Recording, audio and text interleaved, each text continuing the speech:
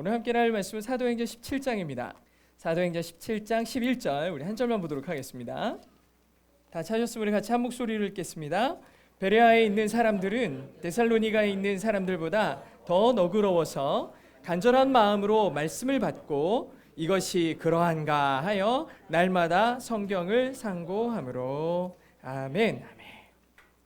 오늘 함께 나눌 말씀의 제목은 더 너그럽다는 것입니다. 더 너그럽다는 것. 이 말씀의 제목으로 함께 은혜를 나누도록 하겠습니다. 보통 사람들은 현실에 만족하기가 쉽지 않습니다. 난 내 삶이 너무 좋아. 난 지금 사는 게 최고야 라고 하시는 분들이 많지 않아요. 만족을 잘 못하니까 마음속에 항상 불편함이 있는 거죠. 물론 현실이 정말 좋지 못해서 도저히 만족할 수 없는 상황일 수도 있습니다. 하지만 대개는 좋은 것이 있어도 좋은 것을 미처 눈치채지 못하고 있다가 나중에야 그게 좋았지 라고 후회하는 사람들이 엄청 많은 거예요. 그래서 좋은 것을 귀하게 여기는 마음이 좋은 마음입니다. 오늘 본문의 배경이 되는 사도행전 17장은 바울의 두 번째 전도 여행 중에 겪은 일입니다. 바울이 데살로니가에서 3주 정도 말씀을 전할 때 세 번의 안식일이라고 그랬거든요. 그러니까 3주 정도 말씀을 전할 때 많은 사람들이 예수를 믿기 시작했어요. 근데 이 소문이 막 퍼져나가면서 그 지역에 있는 유대인들 있지 않습니까? 이 유대인들이 그 소문을 들어서 시기했어요. 시기해가지고 바울과 실라에게 쫓아와요. 그래서 이 사람들을 잡아 죽이려고 그랬죠. 겨우 데살로니가를 빠져나가서 바울과 실라가 도착한 곳이 바로 베레아입니다. 이게 2차 전도 여행의 코스인데 데살로니가가 여기 있고 베레아가 바로 옆에 있죠. 가까운 곳으로 도망합니다. 피난 가죠. 하나님께서 힘들고 지쳐있던 바울과 실라를 축복하셔서 좋은 사람들에게 인도해 주셨어요. 인도해 주십니다.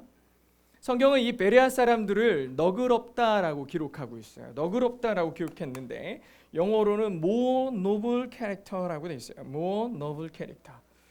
직역하면 더 고상한 성품을 가진 사람들에게 인도했다라는 뜻이죠. 그럼 더 고상하다는 것, 더 너그럽다는 것은 어떤 의미일까? 그리고 그 너그러움이 왜 바울과 실라에게 위로가 되고 힘이 되었을까? 오늘 이 말의 뜻을 생각하면서 교회와 공동체가 가져야 될 마음의 자세에 대해서 생각해 보려고 합니다. noble이라는 단어, 이 가운데 크게 써놨잖아요. 이 noble이라는 단어의 보편적인 뜻은 우리가 알고 있는 뜻은 귀족입니다. 보통 noble 하면 귀족을 의미하죠. 높은 지위를 가진 가문의 출신을 드러내는 단어예요. 이 사람의 출신을 드러내는 단어가 noble이었죠. 그래서 noble 그러면 왠지 어깨에 이렇게 뽕 좀 막 들어가야 될 것 같고 기품 있는 옷, 멋지고 값진 것들을 몸에 걸친 사람들, 이런 생각이 딱 떠오를 수 있어요. noble한데, 귀족적인데, 이런 표현들이죠. 하지만 노블은 실제로는 보여지는 외면보다 훨씬 무거운 책임감을 갖고 있는 단어입니다. 노블은 라틴어로 노빌리스라는 단어에서 왔는데 원래 노빌리스라는 단어는요, 사람들에게 잘 알려져 있다라는 뜻입니다. 원래 라틴어의 의미는 잘 알려져 있다. 근데 이 잘 알려짐이 어떻게 알려진 거냐? 사람들에 의해 잘 알려진 거예요. 사람들이 입에서 입으로 구전되어져 가지고 많은 사람들이 알게 되는 게 노빌리티고 그리고 노블이에요. 근데 노블이라는 단어는 잘 알려지는 거는 두 가지 방면이 있겠죠. 좋은 쪽으로 알려지는 것과 나쁜 쪽으로 알려지는 게 있겠죠. 노블은 좋은 쪽으로 알려지는 겁니다. 그래서 노블이라는 단어의 잘 알려짐의 기준이 뭐였냐? 도덕적 탁월성이 있었어요. 사람들은 누군가를 노블하다라고 얘기하기 위해서 제일 중요하게 따져 묻는 게 뭐였냐? 도덕성이었습니다. 이 사람이 도덕적으로 괜찮은가? 그렇다면 그 도덕성을 가늠하는 기준이 있었겠죠. 이 사람이 도덕적으로 높은 소양을 가지고 있느냐를 측정하는 기준이 뭐였느냐? 이 당시에 노블한 사람들은요, 이웃들을 잘 돌보고 보호하는 사람을 의미했어요. 공동체를 잘 건강하게 유지시키고 지켜내는 것이 도덕성의 기준이었어요. 그럼 공동체를 잘 지키는 게 뭐냐? 물론 군사적인 부분도 있었겠죠. 근데 그런 거를 넘어서서 명예와 용기, 정직과 자선, 이웃을 돕고 계층의 차이를 무너뜨리고 완화하는데 기여를 하는 모범을 보이는 사람이 노블인 거예요. 그래서 그 유명한 노블이라는 이름의 이 파생어 중에 노블리스 오블리제라는 표현이 있습니다. 귀족의 의무라는 뜻이죠. 불어로. 그래서 귀족들의 의무를 얘기하는 거예요. 그들이 왕족으로 있고 높은 위치에 있지만 현역으로 달려가서 군인으로 복무를 하고 이런 것들이 노블리스 오블리제의 책임의 모습들이죠. 따라서 노블이라는 이름에는 다양한 책임과 의무가 개인을 넘어서 번영과 안정을 위해 주어지는 거였어요. 그런데 성경은 이 베레아 사람들에게 노블하다라고 한 거예요. 노블하다, 노블 캐릭터를 가지고 있는 사람들이다라고 얘기했죠. 그럼 베레아 사람들이 모두 귀족이라는 말일까? 이 사람들은 다 귀족이라는 뜻인가? 그렇지는 않습니다. 물론 12절에 보면 그 중에 믿는 사람이 많이 생겼는데 헬라의 귀부인과 남자가 적지 않았다라고 돼 있죠. 그러니까 베레아 교회에 왔던 사람들 중에는 귀부인들도 있었고 아주 레벨이 높은 남자들도 분명히 있었긴 했지만 그 의미로 노블하다라고 표현한 건 아니라는 거예요. 성경이 말하는 노블의 표현은 그리스도인으로서의 너그러움을 얘기하고 있어요. 성경이 너그러운 사람들이 있었다 그랬는데 그 너그러움은 그리스도인이라는 신분에 맞는 너그러움이에요. 종교개혁가인 칼빈은 여기에 사용한 이 너그럽다라는 표현의 의미를 열린 마음과 넉넉한 수용성의 그 겸손함에 기반을 두고 있다고 얘기했습니다. 이게 무슨 뜻이냐면 11절을 다시 한번 읽어보면 베레아에 있는 사람들은 데살로니가에 있는 사람들보다 더 너그러워서 간절한 마음으로 말씀을 받고 이것이 그러한가 하여 날마다 성경을 상고했다라고 돼 있죠. 영어 표현을 보면 이 사람이 노블한 캐릭터를 가지고 있다고 했는데 바로 이어지는 단어의 첫 번째 단어가 for였어요. for가 이유입니다. 이 사람들이 이 고상한 마음을 갖고 있는데 그 이유가 뭔지 아십니까? 하면서 설명을 해주는 거예요. 그 이유가 뭐였느냐? 말씀을 대하는 태도에 있다라는 거예요. 성경이 말하고 있는 노블의 정체는 하나님의 말씀에 대한 그리스도인의 태도를 표현하고 있어요. 하나님의 말씀을 열린 마음으로 받아들일 줄 아는 사람들이었고 자발적으로 말씀을 수용하려는 겸손한 마음을 가졌기에 이 사람들이 너그러운 사람들이에요 라고 성경이 정의하고 있어요. 하나님의 형상을 따라 창조된 사람의 마음에는 기본적으로 하나님의 말씀을 사모하는 그 소양이 내재되어 있어요. 하나님의 말씀을 따르고 싶고 주의 말씀을 듣고 싶은 마음에 하나님이 창조하시면서 내재해 놓으셨어요. 그런데 사단이 사람의 마음 속에 있는 이 본질을 훼손하기 시작하는 거예요. 제일 먼저 한 행동이 하나님의 말씀을 불순종하게 만들어서 타락시켜 버렸어요. 하나님의 말씀에 불순종함으로 타락했죠. 사탄은요 아주 태초로부터 하나님의 말씀에 대해서 인간들이 갖고 있었던 그 노블한 그 너그러운 심령을 훼손시키려고 무단히도 노력합니다. 그리고 지금 인간의 타락한 마음이 이 너그러움을 끊임없이 훼손하려 들죠. 물론 본질은 변하지 않겠지만 그럼에도 수없이 흔들리는 것이 인간의 연약함이에요. 그래서 인간은 끊임없이 이중적이에요. 좋을 때는 천사도 흠모할 만한 성품의 사람이에요. 어떻게 천사다. 우리가 사람을 보면서 정말 좋은 마음들이 드러날 때 천사 같다고 표현하죠. 그런데 뉴스에서 보면 어떤 사람은 정말 악마 같은 사람들도 있어요. 인간의 본성 속에서 이중성이 드러나기 시작할 때 나쁠 때는 어떻게 인간으로서 저렇게 할 수가 있나 싶을 정도로 악한 모습이 드러나는 것을 볼 때가 있죠. 이게 바로 인간의 이중성인 거예요. 이렇게 이중적인 인간을 향해 어떤 사람은 악하다는 말을 듣기도 하고 어떤 사람은 참 너그럽고 선한 사람이다라는 얘기를 듣기도 하죠. 도대체 어떤 부분에서 차이가 나길래 어떤 사람은 악하다, 어떤 사람은 착하다, 선하다, 너그럽다라는 말을 듣게 될까? 사람은 어떤 상황에 딱 닥치게 되면 마음속에서 두 가지 양면의 마음이 동시에 솟아오르기 시작합니다.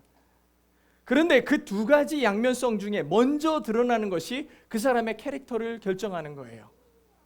두 가지 중에 먼저 드러나는 것이. 근데 오늘 말씀에 보면 이 노블이라는 단어 앞에 아주 중요한 단어가 하나 더 들어 있는데 모어가 붙어 있죠. 모어 노블 캐릭터예요. 모어 노블. 모어는 비교급이잖아요. 원래 것보다 더라는 뜻이에요. 즉 더 너그럽다. 선함과 악함 두 가지의 이중성 중에 더 너그러운 측면이 드러나는 것. 더 하나님을 향한 측면이 드러나는 것. 선함에 먼저 반응하는 것. 즉 베레아 사람들은 선함을 더 드러내는 사람들이었어요. more noble 캐릭터를 가지고 있어요. 선함에 더 반응하는 사람이에요. 좋은 것을 더 드러내는 사람들이었어요. 그리고 그 좋은 것이 계속 머무르게 하는 사람들이었어요. 지난주 저희가 셀 모임의 마지막 질문이 뭐였냐? 여러분은 어떤 교회를 꿈꾸세요? 라는 질문이었어요. 그랬더니 여러분들이 이 교회에서 느껴지는 좋은 것들을 계속해서 피드백을 했어요. 거기 모여가지고 나 이 교회가 이래서 마음에 안 들고 뭐가 마음에 안 들고 이렇게 얘기하는 사람 별로 없었을 거고 다 좋은 얘기들을 하더라고요. 그리고 이런 교회가 계속 됐으면 좋겠어요 라는 얘기를 했어요. 저에게 종종 와서 물어볼 때 목사님 우리 교회 교인이 많아지면 목사님 변할 거죠? 교회가 변하면 어떡하죠? 막 걱정을 해요. 제가 그래서 일단 늘어나고 얘기하자고 그랬어요. 아무튼 좋은 것이 계속 유지됐으면 좋겠다. 그러니까 계속 좋은 것을 얘기해요. 서로 얘기를 나누며 계속 좋은 것들을 표현해요. 그리고 그 좋은 것들이 계속 머무는 교회가 되기를 원합니다. 그러기 위해 우리는 더 너그러워야 되고 교회도 너그러워야 되고 선한 양심을 가져야 돼요. 더 너그럽다는 것, 더 너그럽다는 것. 그러면 어떤 태도가 너그러운 태도일까? 어떤 것을 너그럽다고 말할까라고 생각을 해보려고 해요. 가장 먼저는 좋은 것을 발견할 줄 아는 사람이 되는 겁니다. 좋은 것을 발견할 줄 아는 사람이 돼야 돼요. 좋은 것을 바라보는 사람이 더 너그러운 사람이에요. 한국인들이 가장 많이 쓰는 표현 중에 하나가 맨날, 허구한 날 이런 표현을 써요. 허구한 날. 맨날이라는 뜻은 매일이라는 뜻일 거고요. 허구한 날이라는 뜻 많이 쓰지만 무슨 뜻인지 잘 몰랐을 텐데 허구하다라는 표현이 무슨 소설의 허구가 아니고 허구가 세월을 셀 수 없다라는 뜻이래요. 그러니까 허구한 날 그러니까 오랜 기간이라는 뜻이래요. 오랜 기간. 즉 둘 다 맨날이에요. 항상. 근데 여러분이 이 허구한 날 맨날이라는 말을 어디서 많이 들어보셨어요? 저는요. 제가 어렸을 때 학생 때 제 방에서 그냥 가만히 앉아 있으면 어머니가 저 문 밖에서 얘기하셨어요. 너는 맨날 노냐 이래요. 이렇게 얘기하시는 거예요.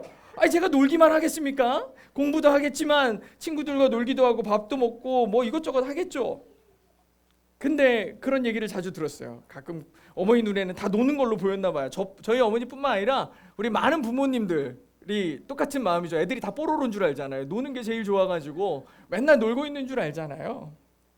물론 노는 것이 좋은 면이라면은 어머님이 그렇게 얘기하지 않으셨겠죠. 그거를 부정적으로 바라보시니까 문제가 생기는 거예요. 이젠 방문이 닫혀 있어서 눈에 보이지 않으면 다 노는 걸로 알고 있겠다는 거죠. 저도 아들이 방문 닫고 있으면 꼭 그렇게 얘기해요. 아들 또 컴퓨터 하지? 그렇게 얘기를 해요. 그러면은 아들이 문을 열고 컴퓨터를 하더라고요. 이게 굉장히 중요한 인사이트가 뭐냐면 나를 보지도 않고 뭐 하고 있다라고 간주받는 게 싫은 거예요. 그러니까 자기가 컴퓨터를 하고 있으면 그냥 컴퓨터 하는 거라고 생각해라. 아니 보지도 않고서 사람을 그렇게 생각하게 되는 거, 그렇게 자기를 생각하는 게 싫었던 거죠. 그럼에도 저는 문 닫혀 있으면 또 얘기합니다. 너 또 컴퓨터 하지? 이렇게 얘기하거든요. 그냥 그렇게 보이는 거예요. 사람은 자기가 보고 싶은 것만 보게 돼 있거든요. 예를 들면 유튜브 같은 영상도 당연히 자기가 보고 싶은 것을 봅니다. 보기 싫으면 넘겨버리면 쉽잖아요. 옛날에 뭐 텔레비전처럼 때가 돼야 시간 맞춰서 볼 수 있는 게 아니고 이런 SNS 영상 같은 거 내가 보고 싶은 것만 볼 수 있잖아요. 그러다 보니까 어느 순간에 보면 자기가 자꾸 보는 것들이 알고리즘으로 붙어가지고 연관 검색으로 계속 뜨는 거예요. 저 같은 경우는 맨날 뉴스 보고 뭐 영화 리뷰 같은 것도 보고 찬양이나 설교를 보니까 내용이 다 그거밖에 없어요. 근데 어떤 분은 맨날 정치적인 얘기를 보시는 분들도 계세요. 그래가지고 그런 분들은 계속해서 그런 영상을 봐요. 보면서 욕을 하고 승질을 내시고 막 그래요. 본인만 보시는 게 아니고 옆에 사람들에게도 막 다 보내요. 이걸 보내. 저한테도 자꾸 와요. 뭐가. 그러면서 막 화를 내고 이분은 이걸 묵상을 해요. 묵상을 보면서 뭐가 틀렸고 맞았고 계속 묵상을 하면서 늘 화나 계셔요. 그 주변 분들도 늘 화나 있어요. 반면에 또 어떤 분들은 이런 영상을 재밌는 거를 보는 거, 예쁜 거 보는 걸 좋아하는 분들도 계세요. 그래가지고 그런 분들은 맨날 이거 보면서 웃어요. 그리고 그걸 혼자 보는 게 아니고 또 사람들한테 또 보내요. 그래가지고 이거 너무 재밌지 않아요? 너무 아름답지 않아요? 이런 얘기들을 해요. 그래서 그 주변 사람들은 또 행복해요. 즐거운 거예요. 감사하죠. 저는 저녁 때가 되면 제가 좋아하는 야구팀의 경기 결과가 문자 메시지로 와요. 지면 안 봅니다. 네, 이겼을 때만 하이라이트를 봐요. 기분 좋잖아요. 그죠? 이겼을 때. 그리스도인들은요, 좋은 것을 볼 줄 알아야 돼요. 초대교회 역사를 보면 이런 그리스도인들의 시선을 살펴볼 수가 있는데 사도행전 11장 22, 23절에 보면 같이 한번 읽어보겠습니다. 시작. 예루살렘 교회가 이 사람들의 소문을 듣고 바나바를 안디옥까지 보내니 그가 이르러 하나님의 은혜를 보고 기뻐하며 모든 사람에게 굳건한 마음으로 주와 함께 머물러 있으라 권하니. 아멘. 이렇게 기록하고 있어요. 바나바는 안디옥 교회에 방문하게 됩니다. 바나바가 안디옥 교회에 방문하는데 거기에서 뭘 봤다 그랬냐? 하나님의 은혜를 보았다라고 그랬어요. 하나님의 은혜를 보았다.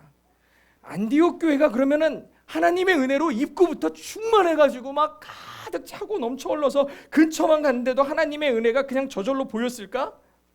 여러분, 안디옥 교회라는 곳은요, 아주 중요한 기독교 선교의 시작점과 같은 교회예요. 그래가지고 이방인 교회라는 정의가 내려져 있는 교회거든요. 안디옥 교회는요, 시작이 어땠냐? 예루살렘 교회에 그 스데반을 시작으로 해서 핍박이 시작됐어요. 그리스도인들을 죽이고 핍박하기 시작하니까 예루살렘 교회의 성도들이 다 흩어져서 도망가서 만든 교회가 안디옥 교회예요. 시작이 유대인으로부터 시작됐죠. 근데 그곳에 누가 오기 시작했냐? 이방인들이 모여들기 시작했어요. 이 안디옥은 굉장히 그 상업의 중심지였기 때문에 정말 많은 사람들이 이곳으로 몰려들었는데, 거기에 수많은 이방인들이 모여들어서 예수님을 믿기 시작한 교회가 안디옥 교회예요. 근데 이 교회가 유대인들이 세운 교회입니다. 근데 이게 왜 아이러니컬하냐면, 사실 유대인들은 자기네끼리 모여서도 너 무슨 파야? 너 헬라파야? 나 이브리파야? 이러면서 자기들끼리도 맨날 지지고 볶고 싸우는 사람들이에요. 네가 맞네 내가 맞네 이러던 사람들이라고. 그런데 교회 안에 이방인이 들어온 거예요. 이방인이 들어온 거예요. 아니, 자기들끼리도 싸우던 사람이 전혀 생뚱맞은 사람들이 들어왔을 때 분쟁이 안 일어나겠냐고. 너 어느 파야? 너 어디 살다 왔어? 너 유대인이야? 아니야. 너 그럼 구원 못 받아. 너 진짜 예수 믿고 구원받고 싶어? 그러면 우리 법을 따라야 돼. 율법을 행해야 되고 할례를 받아야 되고, 이런 얘기들을 막 끄집어내니까 이방인들이 마음이 힘들고, 나도 구원받고 싶고 나도 예수 믿고 싶고, 이런 얘기들이 막 일어나요. 그러니까 이 사도들이 회의를 소집을 한 거예요. 베드로가 오고 바울이 오고 회의를 해가지고, 여기에서 처음으로 여러분들은요, 이방인들은 굳이 유대의 율법을 따르지 않아도 주님께서 구원하십니다 라는 결론을 내렸어요.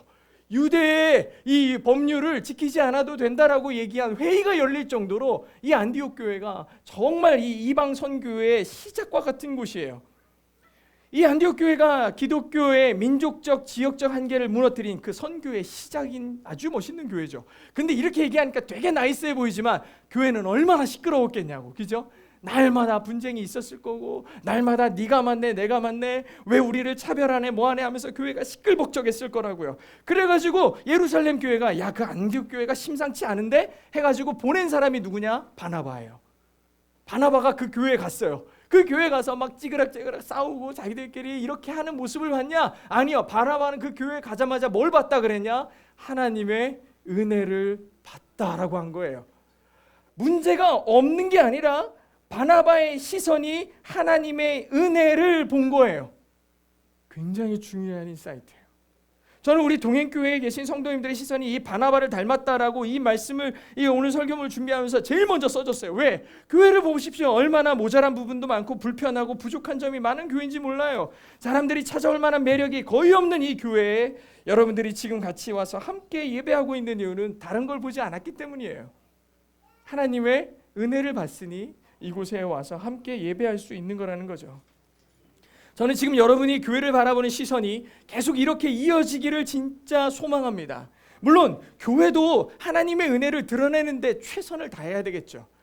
사람의 욕심, 자기의 아집들을 완고하게 이루어내는 곳이 교회가 아니라 하나님의 뜻이 이루어지는 곳이 교회여야 되겠고, 그것을 위해서 철저히 하나님의 뜻을 따라가기로 결심하는 사람들이 모인 곳이 교회여야겠죠.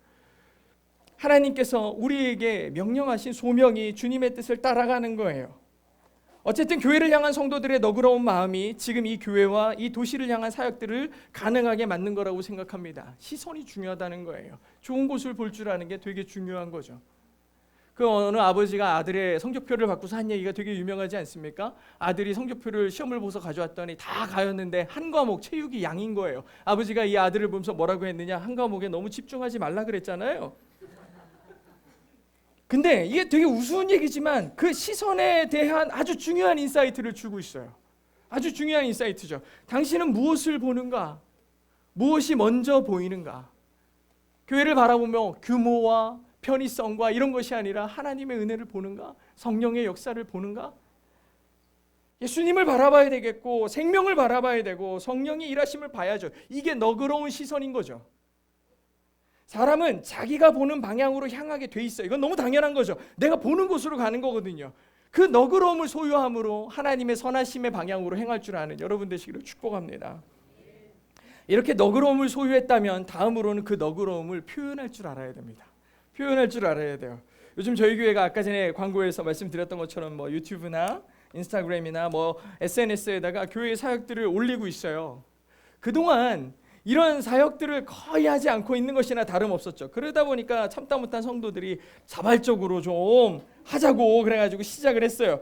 약간 저한테 화를 낸 것 같기도 한데 많은 사람들이 이 영상과 리스를 실제로 봤어요. 그래가지고 DM이나 아니면은 뭐 실제로 저를 만나게 되면은 얘기를 해주면서 아유 아직도 교회가 있었네 뭐 이런 얘기들을 하고요. 그러면서 하는 말은 아 교회가 되게 분위기가 좋은 것 같아, 참 좋은 것 같아 이런 얘기들을 해주셨어요. 저희 교회는 원래 그랬다고 얘기했습니다. 원래도 그랬다. 표현을 안 했을 뿐이지 원래 계속 그랬어요. 그래서 표현해야 됩니다. 자꾸 표현해야 그 표현된 좋은 것이 곁에 남아있을 수 있어요. 굉장히 중요한 인사이트인데 행복할 줄 아는 사람은 그 행복을 표현할 줄 아는 사람이에요. 그래야 행복이 곁에 오래 남아요. 우리 리디머 창가에 가면은 수목원이 있지 않습니까? 보는 사람마다 이쁘다고 좋다고 그래요. 다른 날짜에도 다 많은 사람들이 여기 어떻게 이렇게 이쁘냐고 막 얘기해요. 그러면 그걸 다 들었다가 내가 주일날 전사님한테 얘기해줘야지 얘기하는데 표현을 잘 못해. 그래가지고 전사님이 제가 했던 얘기는 실제 했던 사람들의 10분의 1도 못 들으신 거야. 그런데도 그 표현된 것 때문에 전사님이 얼마나 이 화초들을 최선을 다해서 가꾸시고 그러니 점점 이렇게 수풀이 무성해지고 있어요. 이거 너무 좋아요. 얼마나 많이 우리 그렇게 표현되니까 이 화초들이 우리 곁에 더 오래 남아있게 되는 거잖아요. 사실 행복한 사람과 불행한 사람의 삶을 잘 들여다보면 그들에게 일어나는 고난이나 아픔의 빈도 그리고 그 크기가 크게 차이나지 않는다는 것을 알 수가 있어요. 저는 어린 시절에 부자들을 보면요 엄청 행복할 줄 알았어요. 먹고 싶은 거 다 먹을 수 있고 갖고 싶은 거 말만 하면 다 가질 수 있으니 얼마나 좋을까 얼마나 좋을까 이런 생각을 했었거든요. 근데 얼마 전에 제가 한 드라마에 제가 리뷰를 이렇게 보고 있는데 거기에 한 장례식 장면이 나오는 거예요. 주인공이 엄청난 부자이면서 회사의 사장인데 이 사장이 한 직원의 장례식장에 갔습니다. 장례식장에 갔더니 돌아가신 아버지를 생각하면서 가족들이 막 울고 있는 장면을 되게 의아한 듯이 쳐다보는 거예요. 이 부자가. 그러면서 하는 말이 뭐냐면 원래 장례식장에서 저렇게 우는 건가? 내가 가본 장례식장에서는 일가 친척들이 장례식장에서 소송장을 전달하고 심하면 고성을 지르며 재산 때문에 싸우는 곳인데 이 사람들은 돌아가신 분 때문에 아쉬움과 슬픔으로 눈물을 흘리네 라고 얘기를 하는 거예요. 살아있는 동안에도 돈 때문에 전전긍긍하고 싸우고 그러더니 고통과 아픔이 계속해서 이어지더니 이젠 죽고 나니까 죽어서는 남은 자들이 또 그 돈 때문에 또 서로 싸우고 지지고 볶고 있는 모습을 지켜볼 수밖에 없는 거죠. 돈이 많아도 걱정과 근심과 고통과 아픔이 있는 거고 돈이 없어도 유형만 다를 뿐 걱정과 근심, 고통과 아픔이 있는 거죠. 문제는 그 고난을 어떻게 받아들이냐에 있는 거죠. 어차피 똑같이 모든 과정들이 있다면 행복하게 사는 사람은 그 고난을 실패로 간주하지 않고 과정으로 생각합니다. 이게 굉장히 중요한데 고난을 결과로 여기면 고난이 닥칠 때마다 아파요. 힘들어요. 지쳐요. 무너져요. 매번 불행할 수밖에 없죠. 처음 수능을 치렀던 94년도 때는요. 너무 옛날 얘기 같지만 94년도 수능 때는 수능을 2번을 치렀습니다. 그래가지고 여름에 수능을 치른 학생들이 선배들이 수능을 망쳤어요. 그런데 너무 여유가 있는 거예요. 괜찮아. 겨울에 또 보면 되지. 그래가지고 시험을 둘 중에 더 잘 본 걸 내가지고 대학을 간 거예요. 충격적인 사실은 그 다음 해에 한 번으로 바뀝니다. 그게 접니다. 그래가지고 우리 친구들이 다 낙심이 됐어요. 이거 한번 떨어지면은 막 인생이 끝나는 줄 알아요. 막 인생이 이제 끝난다 막 생각해가지고 그 한 번 때문에 막 노이로제에 걸려요. 모의고사 한 번 볼 때마다 맨날 낙심해. 모의고사 볼 때마다 나는 이거밖에 안 되는구나. 나는 이거밖에 안 되는구나. 한 달에 2-3번씩 모의고사 치르는데 볼 때마다 낙심하고 나는 안 돼. 나는 안 돼. 지나고 나서 보니까 사람들이 너 모의고사 6월 모의고사 7월 모의고사 잘 봤니? 이렇게 물어보는 사람 아무도 없어요. 뭐라고 물어봐? 수능 잘 봤냐? 이것만 물어보는 거예요. 그래서 저는 생각보다 잘 봤어. 노력한 거에 비해서 잘 봤어. 반면에 제 친구 하나가 있는데 그 친구는 늘 수능을 망쳐서 자기 인생이 이 모양이라고 얘기합니다. 늘 얼굴이 우울해 보여요. 제가 보기에는 회사도 좋은 데 다니는 것 같은데 내가 수능만 잘 봤으면 내가 말이야 더 좋은 회사에 갈 수 있었는데 내가 수능만 잘 봤으면 더 멋진 인생을 살 수 있었는데 맨날 이런 소리를 해요. 나보다 돈도 많이 벌고 나보다 좋은 차도 타고 좋은 집에 살면서도 맨날 우울한 거야. 참 얄밉더라고요. 근데 삶의 태도를 보니까 제가 훨씬 낫더라. 감사하는데 그 친구는 감사가 없었어요. 좋은 것을 덜 누리고 있지만 저는 훨씬 행복한 삶을 살고 있는 것 같다는 생각이 들었죠. 뭘 바라보느냐죠. 여러분 어떻게 사십니까? 여러분 행복하세요? 그럼 그 행복을 표현하십시오. 옆 사람을 보며 당신 때문에 행복하다라고 늘 얘기해주고, 여러분 곁에 있는 사람들을 바라보며 그분의 사람을 바라보는데 어떻게 좋은 것만 막 보이겠어요? 안 좋은 것도 보이죠. 그래도 당신의 좋은 것을 바라볼 줄 아는 시선이 있어서 그 너그러움으로 사람을 보는 거죠. 당신 때문에 너무 행복해요. 하나님의 선물인 당신을 축복해요. 감사해요. 예배당이 4층에 있어서 행복하다라고 말씀해 보셔야 돼요. 교회가 할 일이 많아서 행복하다고 해보시는 거예요. 그건 무슨, 물론 올라오느라 다리도 아프죠. 할 일이 많아 힘들 수 있어요. 근데 4층에 올라오느라 운동도 되고, 그렇게 사모하는 마음으로 은행동까지 왔어요. 은행동까지 와서 안 그래도 힘든데 4층을 또 올라가야 돼. 얼마나 마음이 힘들겠어요. 근데 막 다짐하면서 4층 한 층을 올라온 다음에 내가 이렇게까지 와가지고 예배하는데 은혜 안 받으면 너무 아쉽잖아. 이런 마음 주셔서 감사합니다. 뭐 이렇게 예배에 실패하지 않으리라. 나는 최선을 다해서 예배하리라. 이런 마음 너무 좋지 않아요? 교회 할 일이 너무 많은데 사람도 별로 없어가지고 안 하면 안 될 것 같고, 눈치 보이고 그냥 가면 안 될 것 같고, 막 이런 마음이 들어서 어쩔 수 없이 일을 했는데 사람들하고 금방 친해지고, 교회 어딜 가나 내 손이 닿는 것이 보이니 내 교회 같고 이 교회 멤버 같고 애정 생기니까 얼마나 행복한가. 뭐 해석을 그렇게 하는 거죠. 멋진 예배팀이 있어서 행복하고, 말씀 들을 수 있어서 행복하고, 기도가 은혜로워 행복하고, 이 작은 교회 저 어린아이로부터, 여기서 무슨 애기의 울음소리가 들리겠냐고. 근데 오늘 막 장난감 때려 부시고 막 울고 있고 막 이런 소리가 막 예배 시간에 막 들리잖아요.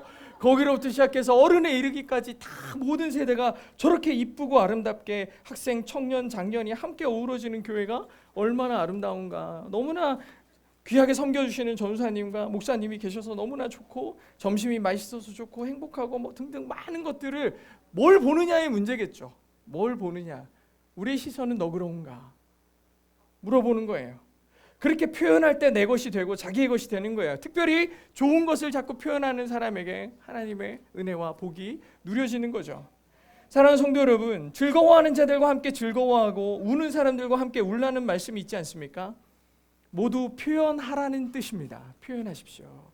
사실 슬퍼하는 사람들과 함께 슬퍼하는 것보다 즐거워하는 사람들의 즐거움에 참여하는 것이 훨씬 힘들다고 그러는데, 그래서 이건 좀 훈련이 필요해요. 그리스도인들의 시선이 그만큼 쉽지 않은 겁니다. 우리 동행의 성도들은요, 더 많이 즐거워하시기 바랍니다. 바나바가 안디옥 교회에 가가지고 뭐를 봤다? 하나님의 은혜를 봤다라고 정의했어요. 하나님의 은혜를 보았다.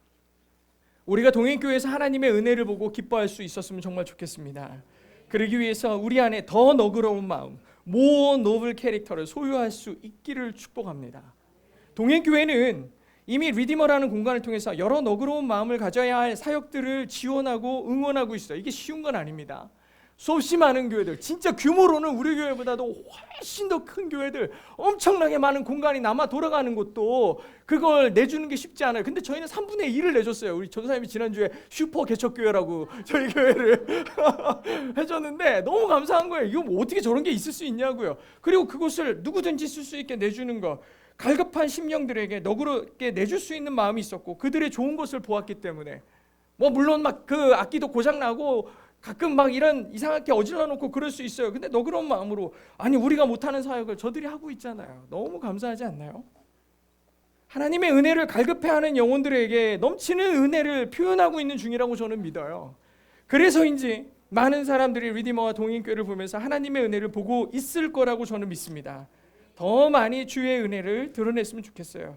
이번에 새로 시작하는 월간 콘서트도 이게 정말 말도 안 되는 사역이긴 합니다. 사역자들에게 물어보면은 아니 무슨 대전에서 그런 걸 합니까? 뭐 이런 얘기들을 해요. 대전에서 선한 것이 나겠냐? 뭐 이런 질문들을 하시거든요. 대전에서 찬양 사역자가 단독 콘서트를 하는 경우가 거의 없습니다. 기껏해야 교회에서 사역자들 콜링을 해가지고 성도들과 함께 부르는 거지, 이렇게 콘서트를 열고 많은 그 그리스도인들과 함께 이것을 이 문화적 누림을 하는 건 거의 불가능해요. 그런데 이 사역들을 시작을 했습니다. 도전해요. 좋은 것을 말하고 좋은 것을 많이 얘기해서 소문을 내고 많은 이들에게 좋은 것을 보여주려고 애를 쓰는 거죠. 저는 교회와 그리스도인들 그리고 함께하는 사역들이 이 도시의 행복한 소문으로 전해졌으면 좋겠어요.